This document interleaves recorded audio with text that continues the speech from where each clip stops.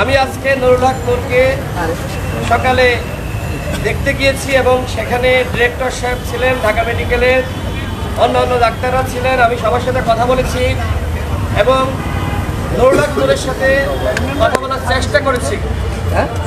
আমি যখন নুরুল হক নূরের সাথে কথা বলার চেষ্টা করছিলাম, আমি কথা বলছি এবং তিনি শুনতেছেন, সেই অবস্থায় তার নাক থেকে জমাট বাঁধা রক্ত বের হলো। অর্থাৎ গণমাধ্যমে যে খবর প্রচারিত হয়েছে নুরুল হক নূর পরিপূর্ণ সুস্থ, সেই খবর আসলে সঠিক নয়। নুরুল হক নূরের নাক দিয়ে এখনো পর্যন্ত ব্লিডিং হচ্ছে। আজকে আমি নুরুল হক নূরের সাথে যখন কথা বলতে যাই, সেই অবস্থা আমি নিজে দেখেছি এবং সেটির ভিডিও ফুটেজ আমার কাছে রয়েছে।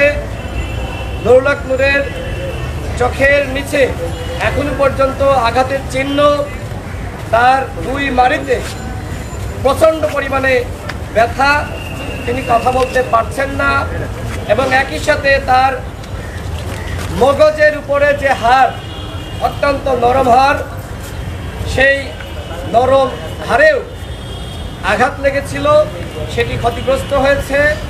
নুরুল হক নূর এখনো পর্যন্ত তিনি পরিপূর্ণভাবে সুস্থ হননি। তিনি আগে যেরকম ছিলেন এখনো পর্যন্ত সেরকমই রয়েছেন। গতকাল রাতে তার পেটে প্রবলেম হয়েছে, মানে তিনি শারীরিক অবস্থা আরও বেশি অবনতি হয়েছে। অর্থাৎ যে খবর আপনাদের কাছে দেওয়া হয়েছে সেই খবর আসলে সঠিক নয়। মাননীয় প্রধান উপদেষ্টা তিনি নুরুল হক নূরের পরিবার সহ আমাদেরকে ডেকে যেটি বলেছিলেন, নুরুল হক নূরকে উন্নত চিকিৎসার জন্য দেশের বাইরে পাঠাবেন। আমরা গতকাল সরকারের সাথে কথা বলেছি।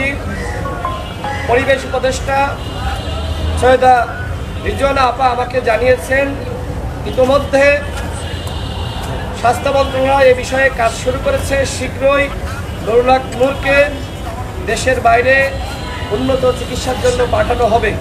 আজকে আমি নিজে নুরুল হক নূরের যে অবস্থা দেখেছি, এতে করে মনে হচ্ছে পরিকল্পিতভাবেই হত্যার উদ্দেশ্যে সেনাবাহিনীর কতিপয় সদস্য এবং পুলিশ বাহিনীর কতিপয় সদস্য পরিকল্পিতভাবে নুরুল হক নূরকে টার্গেট করে হত্যার উদ্দেশ্যেই এই ধরনের হামলা চালিয়েছে।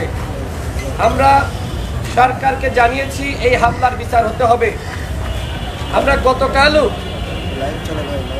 বিক্ষোভ সমাবেশের মাধ্যমে সরকারকে বলেছি, যেহেতু জাতীয় পার্টি ফ্যাসিবাদের দশক এবং তাদেরকে কেন্দ্র করেই তাদের রাজনীতিকে আবারও পুনর্বাসিত করা নিয়ে একটি পরিকল্পনা ছিল, সেই পরিকল্পনার বিরুদ্ধে যেহেতু নুরুল হক নূর সহ আমরা কথা বলেছি, মুখোশ উন্মোচন করেছি, তাদের পরিকল্পনা ভেস্তে যাওয়ায় মূলত নুরুল হক নূর সহ আমাদের শতাধিক নেতাকর্মীর উপরে এই ধরনের আক্রমণ করা হয়েছে।